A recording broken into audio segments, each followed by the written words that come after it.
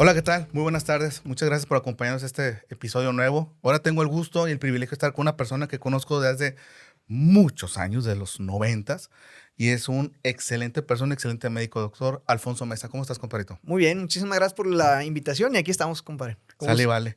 Una duda, compadre. ¿Dónde estudiamos medicina? Estuvimos en la Universidad Autónoma de Nuevo León, con mucho orgullo, ahí estuvimos. Y lo eres médico internista. Sí, hice medicina interna en el Hospital Metropolitano por Ok. parte de Secretaría de Salud de Nuevo León. Y luego neurología, esa la hice en el programa, se llama TEC Salud, porque era un programa multicéntrico entre el TEC y el Hospital Universitario. Ok. El Hospital Metropolitano. Y luego hice neurooncología. Esa la hice ya en la Pitié-Salpêtrière, en París, Francia. Excelente. Ya regresé para acá a trabajar, ya me dijo mi esposa, ya ponte a trabajar, ¿verdad? Sí, ya tiene que pagar la renta. Sí. Siempre tengo una duda, porque la verdad lo voy a decir aquí abiertamente. Gracias. Alfonso era una persona en la generación, un alumno muy destacado, era muy estudioso y muy destacado. Y siempre cuando salimos de la Facultad de Medicina parece que, sin menospreciarlo, claro, pero el universitario es lo máximo. Sí, Y totalmente. tenemos esa visión que muchos estudiantes de medicina salen en la Autónoma de Nuevo León, que yo también salí, y parece que solamente existe el HU, no existe otro hospital en el mundo. ¿Por qué no hiciste interna en el HU? Mm, Queríamos ver otros horizontes, realmente. Siempre tenía puesto el quererme, a lo mejor irme al extranjero. Ok. Entonces había más camino por otra parte en su momento, ¿verdad? Aparte tenía que estudiar y trabajar. La vida te va amoldando, ¿verdad? Te da el camino. Sí, entonces una de las cosas que tú necesitas es ver por dónde hay más posibilidades con los recursos que tienes. Entonces, el estudiar y trabajar me había más posibilidades en otros lugares y eso es lo que me hizo, pues, moverme y más porque el TEC estaba empezando a meterse al Hospital Sí. Metropolitano, güey. La verdad es que yo lo viví, no sé cómo tú lo viviste, a veces uno menosprecia los hospitales y yo hice gine en el metro junto contigo ahí y uno menospreciaba el hospital, Ah, pero, sí, totalmente. pero es un hospital que yo en lo personal le tengo mucho cariño, Sí. mucho cariño y una muy buena atención a los pacientes, ¿verdad? Obviamente, como todo hospital tiene puntos buenos y puntos malos, Ujú. pero es muy bueno. ¿Qué hace un neurólogo? Porque a veces la gente piensa, no sé, algo muy grave, pero la verdad es que tienes una consulta muy vasta. ¿Qué es lo que hace un neurólogo? Ve toda aquella enfermedad de sistema nervioso central. ¿Qué significa? Cerebro, tallo cerebral y la médula. Ok. Aquella enfermedad en los nervios periféricos, toda aquella información que lleva los cables que llevan la información del cerebro a los músculos para movernos o de la piel para llevar la información al cerebro en tiempo real. Entonces nosotros vemos lo normal y lo anormal que son ya las patologías. Muchas personas, 20% de los pacientes que llegan a la consulta de neurología tienen un problema psiquiátrico de base y se expresa como si fuera neurológico. Entonces Ok. vemos ese diferencial para establecer si es neurológico o no. Y hay otro sistema que se llama autonómico. Por ejemplo, el corazón late en forma automática, se mueve el intestino en forma automática. Vemos también trastornos de ese tipo. Entonces, sistema nervioso central, periférico y autonómico. Excelente. Y un tema que yo te había platicado que queríamos tomar era las famosas cefaleas o migrañas. Sí. ¿Hasta qué punto es normal tener dolor de cabeza? ¿Hasta qué punto sabes que esto ya está fuera del rango? Si tienes más de un dolor de cabeza por mes por los últimos 3 meses, con eso es suficiente para estudiarlo. Pero nosotros tenemos banderas rojas. ¿Cuándo es grave un dolor de cabeza? Nosotros tenemos una mnemotecnia en neurología que se llama SNOOP, en siglas en inglés, Sí. y que significa dolores de cabeza que tienes que tener alertas. Pacientes mayores de 50 años, el primer dolor de cabeza en su vida. Es lo peor. Sí. Paciente que tiene dolor de cabeza y junto con el dolor de cabeza empezó con datos neurológicos. Por ejemplo, no veo viendo un ojo, no muevo la mitad de mi cuerpo, que es muy obvio, pero que en general acudir a urgencias. Dolor de cabeza y pacientes que tienen cáncer o enfermedades que son inmunosuprimidas, como el VIH-Sida. Pacientes con dolor de cabeza y que tienen a su vez embarazo. O pacientes con dolor de cabeza y que es el peor dolor de cabeza de mi vida. Por ejemplo, nunca me dio dolor de cabeza. Yo hoy en la mañana amanecí, es el peor de mi vida. Esa es una cefalea que se llama centinela y que puede ser una hemorragia subaracnoidea. Entonces son datos de gravedad. ¿Qué pasa con las damas que dicen siempre tengo dolor de cabeza antes de mi ciclo menstrual? Eso se llama una cefalea menarquial o menstrual y que es un apartado especial por receptores de estrógenos en algunas neuronas que son receptoras de dolor. Un dolor es normal, porque el dolor no significa que algo está pasando en nuestro cuerpo, es una alerta, una alarma. Yo, por ejemplo, no tengo ojos para ver que me piqué con un clavo, pero sé que me piqué porque ahí está la alarma. Pero hay ocasiones que esta alarma se activa en forma anormal. Es como si un celular se prendiera de la nada. Es como lo mismo, en mi cerebro empieza a haber dolor de cabeza de la nada porque genéticamente tengo este tipo de alteraciones. Y los dolores de cabeza, por lo tanto, se dividen en dos grandes grupos. Genéticos o primarios, cefaleas primarias. Cefaleas es dolor de cabeza, es la forma técnica médica de decirlo. Y cefaleas secundarias, que son secundarias a infecciones, a traumatismos, a otros datos, ¿verdad? Entonces, ¿cuándo es normal? Cuando tienes menos de un dolor de cabeza por mes por los últimos 3 meses. Es normal tener un dolor de cabeza por una gripa que tienes. No es normal cuando tienes dolores constantes, más de un dolor de cabeza por mes por los últimos 3 meses. Y obviamente ya después caemos en clasificaciones y diagnóstico, ¿verdad? Hay muchas personas que te lo dicen, siempre he sufrido de migraña. Uh-huh. ¿Cuál es la diferencia entre un dolor de cabeza y cuando dices, sabes que esto es una migraña? En la IHS, International Headache Society, las siglas en inglés, es una página en internet de la revista Cefalalgia, donde vienen los criterios actualizados diagnósticos de migraña. Para cumplir los criterios de migraña debe tener 2 de las siguientes 4 características del dolor de cabeza. Por eso siempre que vas a la consulta te preguntamos, ¿y cómo es tu dolor de cabeza? De estas 3 formas, ¿cómo te duelen? Como si estuvieran oprimiendo el cráneo, como si estuviera dando unas punzadas dentro de la cabeza o como choques eléctricos, porque para migraña necesitas que sea un dolor unilateral, pulsátil, que se agrave con el ejercicio físico rutinario y que sea de moderada o severa intensidad. Tienes que tener 2 de esas 4. Y aparte, durante el dolor ya de cabeza fuerte, necesitas cumplir 2 de las siguientes 4. O náusea o vómito o te molesta la luz o el ruido. Con esto cumples el criterio de migraña. Y se pone a veces más difícil porque hay migrañas sin dolor de cabeza. Migraña es un conjunto de signos y síntomas por la liberación de una sustancia en el cerebro que hasta hace 4 años ya sabemos qué es, se llama péptido relacionado al gen de la calcitonina, y que esto genera diferentes molestias en tu cuerpo, donde la principal, el 96% es migraña. Pero hay pacientes que dicen, es que no veo bien de este ojo, me siento bien cansado, siento aturdimiento, pienso lento. ¿Te duele la cabeza? No, es migraña. ¿Cómo va a ser migraña si no me duele la cabeza?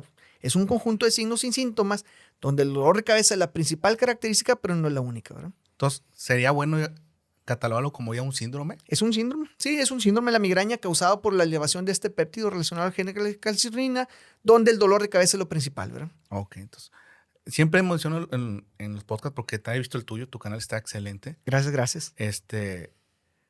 Siempre es bueno consultar, está padre obtener la información, pero nunca exime una consulta, porque está muy complicado consultar bien en línea.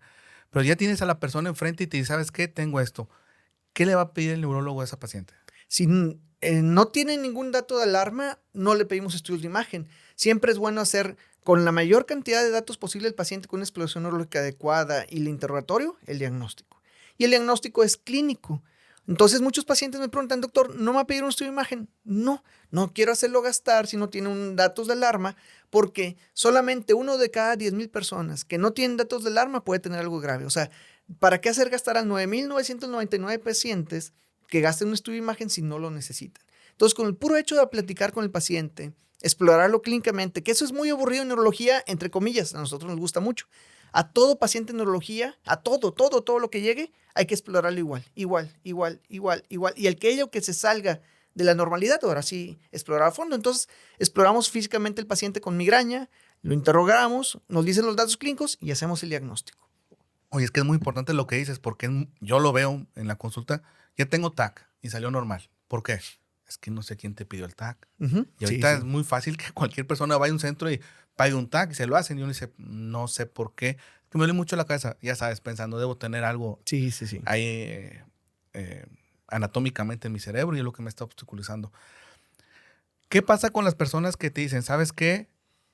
Ya no me hace efecto los medicamentos. Escalé. Empecé con paracetamol, ahora ya estoy con ketorolaco sublingual. Primero que todo, la migraña es una enfermedad que tiene factores de riesgo. Hay que controlar los factores de riesgo. El tratamiento no farmacológico con el paciente es importante y que le recalcamos en la consulta. Inclusive es causa de que a veces no van a la consulta subsecuente. ¿Por qué? Porque el paciente tiene que poner mucho. El medicamento solamente para controlar un dato clínico que es el dolor de cabeza. Lo que hay que hacer es quitar los factores de riesgo. Dormir bien, pero parece trillado o cliché del médico es dormir bien, hacer ejercicio. No.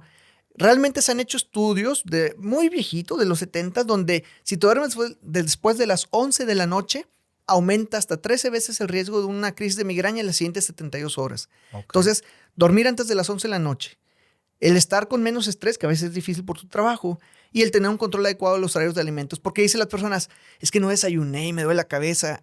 Es que el que no come bien me duele la cabeza. No es cierto, hay gente que nunca desayuna y nunca le duele la cabeza. El que tú te saltes una comida es un disparador de una migraña que está genéticamente en tu cerebro, ¿verdad? Ok. Entonces, eso es lo importante. ¿Qué pasa? Y no recuerdo muy bien cómo se maneja, cómo se dice, con las personas que te dicen, sí duermo temprano, pero no dormí, o sea, no tuve el sueño profundo. Ok. Eso nosotros, el insomnio es que algún paciente no llega a dormir bien. El más común es el insomnio de inicio, o sea, no duermo bien porque me duermo tarde por gusto. Hay muchas cosas alrededor de nosotros que somos seres primitivos, estamos hechos para dormir con la noche y levantarnos con el sol en el día. Eso es genéticamente lo que estamos programados de hace 10,000 años o más que el hombre es moderno. Tenemos 150 años con electricidad, entonces prendemos el foco, prendemos el celular, prendemos la televisión. Es que no dormimos bien. Es que tú te haces el problema como paciente. Porque si estuvieras viviendo en un rancho, vinieras del trabajo de la milpa, no hay nada de luz, apagas la vela a las 6 de la tarde, ¿a poco te dormirías hasta la 1 de la mañana si no hay celular ni televisión? Pues no, llegarías cansado a las 8 de la noche, me voy a dormir y me levanto en la mañana a las 5 de la mañana. O sea, es una rutina adecuada al ser humano. Pero nosotros nos vamos a la televisión, al celular, a ir a la cama a comer. Entonces son cosas que no están hechos y que no tienen higiene del sueño adecuada. Pero si le dices eso a un paciente y dice, sí, doctor, pero no lo hacemos mucho. El 10% de los pacientes a 15% en México, y hay estadísticas y reportadas, inclusive uno de la ciudad de Monterrey en el 2016, de que le decimos cambios en el horario de sueño y nada más lo hacen 1 a 1.5 personas de cada 10. Los Ok. demás no, ¿verdad? Hablando en población, ¿qué es más? ¿Hombres o mujeres? Mujeres. Mujeres es más común, excepto un solo dolor de cabeza que es más común en hombres, que se llama una cefalea en racimos o clúster. Todo el resto de los dolores de cabeza es más común en las mujeres por hombres. Ok. Y hablando de edades, ¿cuál es la edad que a ti te preocuparía una migraña? Arriba de 50 años. Entonces, Arriba de 50 años puede ser tumor. entonces son 18 años, 25, 35, Es algo 45. común, genético. Ok. ¿Tiene algo que ver también el peso? Sí, el peso tiene que ver, pero inversamente proporcional, y es raro y es malo decirlo. Entre más peso los pacientes tienen menos riesgo de migrañas.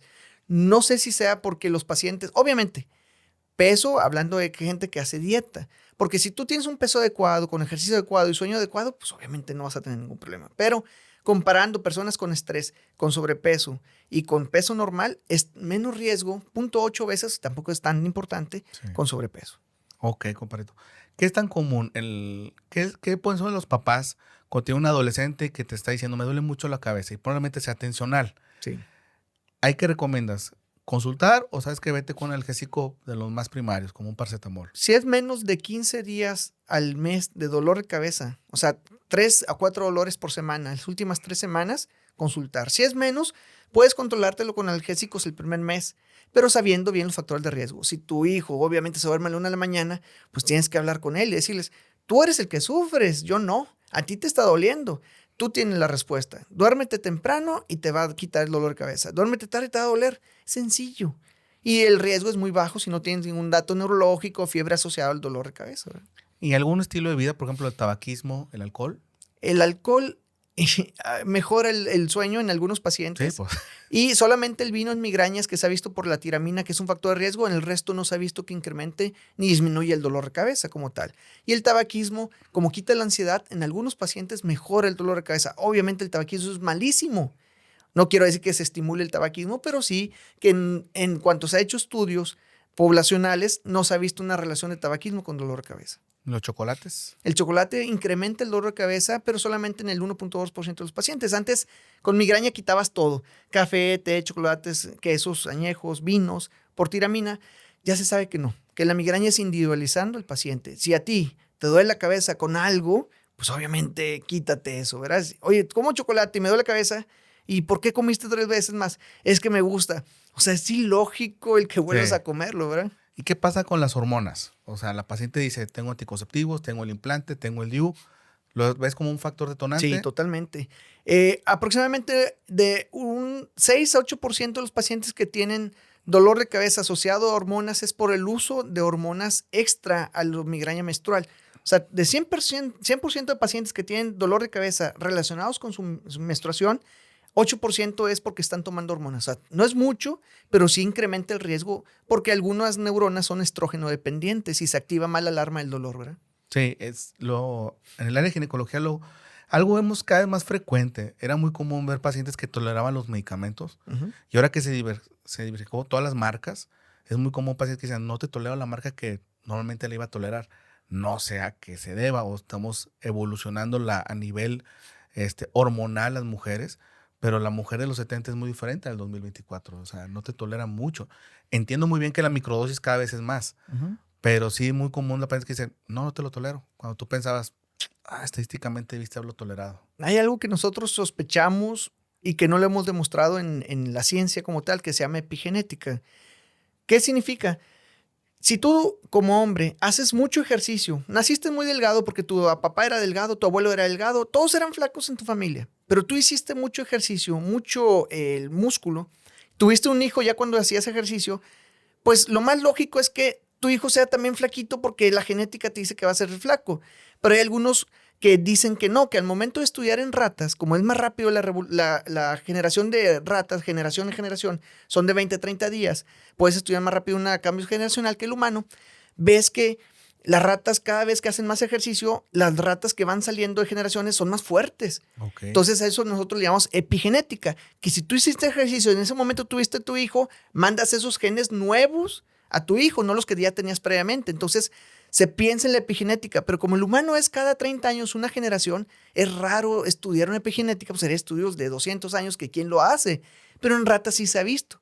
Entonces se piensa que puede haber una epigenética de receptores y que los cambios hormonales o resistencia a algunos medicamentos pueden darse por esto, ¿verdad?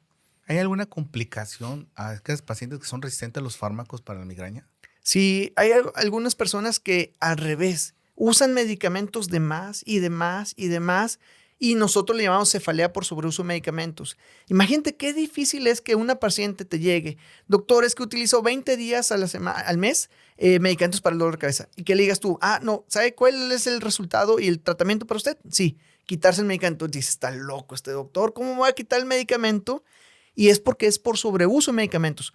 Utilizas tantos que tu cuerpo va a reaccionar porque estás inhibiendo a algo que se llama COX-2, entonces vas a hacer más enzimas y más enzimas y más enzimas y va a hacer que haya más dolor. Entonces, entre más estimules, va a hacer que haya más dolor si lo utilizas en forma indiscriminada. Entonces, si utilizas más de 15 días al mes medicamentos analgésicos, el riesgo que tengas un sobreuso de medicamentos es más alto. Entonces, tienes que bajar los medicamentos para el dolor. Pero no, los pacientes dices, me va a doler mucho. Sí. No te preocupes, son 3 semanas. ¿Y qué hago en ese momento? Relajarte. Es el tratar de buscar vacaciones para controlarte muy bien y si es posible alejarte del medio para que estés mejor controlado. Tienes un sobreuso de medicamentos. Yo le decía en Francia a los pacientes, usted deje de tomar el medicamento y al pie de la letra lo hacían. Le confiaban al doctor porque sabían que estudiábamos. Aquí en México le dices, oiga, hay que quitar el medicamento. Está loco, doctor, y no vuelven. Y vuelven después de 4 o 6 meses, doctor, es que lo leí, sí es cierto, doctor, que lo que me dijo. Digo, es que no gano nada diciéndote cosas que no son.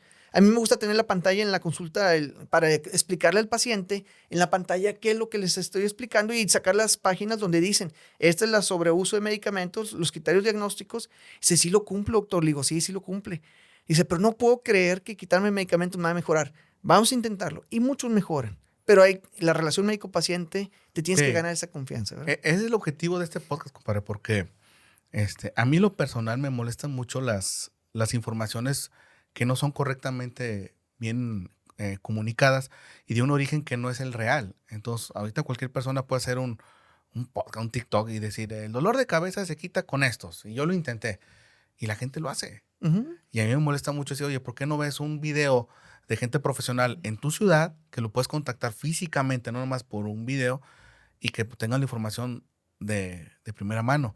Sí. Y es algo que a mí siempre, pues dije, voy a hacer mi podcast para entrevistar gente profesional y que ellos digan, ¿sabes qué? Aquí estoy en Ciudad de Monterrey, Nuevo León, no soy somos doctor Smith, estoy en, no sé, Estados Unidos y con esta nueva pastilla y se la compran. Sí, sí, hay mucha charlatanería. Sí. Somos mexicanos y queremos el más fácil camino para controlar las cosas. La otra vez había visto yo en el periódico, sin meternos a la polaca, porque sabes que es bien agresiva la gente. El mexicano tiene la tendencia a ser falsos ídolos. Sí, totalmente. Totalmente. Hasta en los deportes. O sea, un cuate metió 10 goles, lo máximo. Y un político te dice, yo hice esto, es el futuro presidente. Y creo que también en las redes sociales es muy peligroso. Sí, y todos saben de medicina. Es algo muy latino. Todos te van a decir un consejo de medicina, pero no te van a decir un consejo de arquitectura para hacer un edificio de 10 pisos. No te van a decir, vas a tener que... Sí. Porque si no lo sabes, no lo dices. Porque dices, ay, canijo, si se cae el edificio, yo dije, tengo miedo que... Pero no me da miedo decirle que tal veneno de víbora puede hacer que tu cáncer se cure. No entiendo por qué eso. Tal vez somos nosotros como médicos que hemos también hecho cosas malas. No cosas malas de decirle al paciente, tómese, no, sino no educar a la población y no ser ese artífice de que la población tenga una educación adecuada y comentarlos. ¿Por qué? Porque a veces le decimos, oigan, no hay que tomarse eso. Ay, es que me voy con otro doctor. Y dices tú, chin. Pero yo lo he preferido así en mi consulta, decir las cosas como bien lo dices, la verdad. Tal vez no estés lleno como una persona que hace charlatanería y dices tú, chin. Pero bueno, lo que sí tienes es una conciencia tranquila que vas a dormir y duermes bien rico. Porque haces las cosas correctas. Sí. Entonces, muchas veces hay esos falsos ídolos. Yo los he tratado de que se bloqueen y las redes sociales no te bloquean porque generan mucho dinero. Entonces, es difícil luchar contra eso. La única forma es educación, ¿verdad? Es que creo yo que ese tema es muy padre. Creo que nosotros como médicos dejamos de hacer mucho y dejamos un terreno como un terreno baldío que alguien llegó y lo podó y lo creció. Me doy el ejemplo, por ejemplo, que la primera materia que tomamos tú y yo juntos era medicina preventiva. Sí. Y ahora no hay medicina preventiva. No. Hay medicina especializada, pero no existe la medicina preventiva. Y, y hemos perdido el respeto. Por ejemplo, y lo digo claramente, mucha gente no. Yo respeto cómo manejas tu consultorio y todos los demás. En mi consultorio, yo no confirmo las citas. Y mucha gente se incomoda. Yo le digo, te voy a decir por qué no las confirmo. ¿Es válido? Toda la gran mayoría de mis colegas, yo creo que sí. Porque creo que es tu única responsabilidad acudir a una cita. Es la única que tienes. Entonces yo me pongo a pensar, cuando iba una persona en los 50, 60 a una cita y no había medios, esa persona iba. Y ahí estaba en la puerta, oye, tengo una cita hoy. Y ahora es, no me acordaste la cita. Entonces no fui. Es que me la tienes que recordar 10 minutos antes. Y creo que eso se ha perdido la cultura y la educación. Es decir, vienes a una cita médica, es por algo. Acude a tu cita médica. Te doy una indicación, síguela. Y a veces las personas no siguen las indicaciones. Tú puedes, oye, el patrón de sueño. No, es que vi un TikTok que si ceno esto y vi un patrón de ejercicio y si quemo otras calorías voy a dormir mucho mejor. Y ya, y mis años de estudio no sirvieron porque le hice caso a un TikTok. Y eso pasa mucho en la medicina. Creo que nosotros como médicos dejamos de dar un peso. Es decir, ¿sabes qué? Lo que te hago yo o te doy indicaciones no es porque quiero, está documentado y es por tu bien. Y sí veo mucho. Entonces yo veo que también como médico dejamos de pesar en la salud de las pacientes y decir, ¿sabes qué? Te lo estoy diciendo por algo correcto. Y eso yo lo veo muy común bastante. Entonces, a veces platico con colegas y me dicen, es bien difícil. Con Carlis, que es un amigo en común, me dice, hijos, a veces es bien complicado explicarle algo a los papás porque es que yo vi esto, yo vi el otro, ellos me dijeron. Y es muy complicado. Y hablando de lo que tú dijiste, se transmite. Es que mi mamá me dice que me debo tomar esto. Y tú, pues vienes conmigo. Entonces, es algo que yo veo que el médico ha dejado el terreno libre y no educar al paciente, como tú dices. Hay que educar al paciente como estamos en la Facultad de Medicina. Tienes que educar a tu comunidad para que sepa cuáles son los lineamientos correctos. Sí, porque estudiamos medicina para la vocación, nos encanta ayudar. Creo que todos tenemos eso. Pero hay una responsabilidad de haber terminado medicina que tal vez no la comprendemos muy bien y que en otros países la han comprendido mejor, que la población, la salud de la población es responsabilidad de nosotros como médicos. ¿Sí? Y se ve el médico que está fumando y se ve el médico que está comiendo chatarra y no, debemos de ser un parteaguas. En otras partes del mundo son muy respetados los médicos, pero porque ellos tienen mucho respeto a sí mismos. Son deportistas de alto rendimiento, tienen unos embarazos adecuados a las mujeres, tienen un control adecuado de la familia a los hombres, tienen chequeos. Ellos son los primeros en promocionar y hacer chequeos, ¿sí? Autochequeos, check-ups. Y aquí no lo hacemos porque vivimos una cultura que no es tan común hacer ese tipo de cosas. Pero si los otros nos encargamos de hacerlo y promocionarlo, la población mejora en parte de salud preventiva mucho.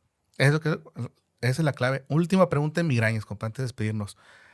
¿Sí se hereda? Porque puede haber Sí. mujeres que dicen, oye, mi abuelita, mi mamá y yo. Se ha demostrado el 50-85 en muchos estudios que se han hecho de cohorte de la herencia de la migraña. No sabemos qué genes porque pueden ser multigenéticos. Sabemos que algunos están participando. No es necesario hacer estudios genéticos porque al final de cuentas, y si sales positivo, no tiene valor todavía el tenerlos a la mano.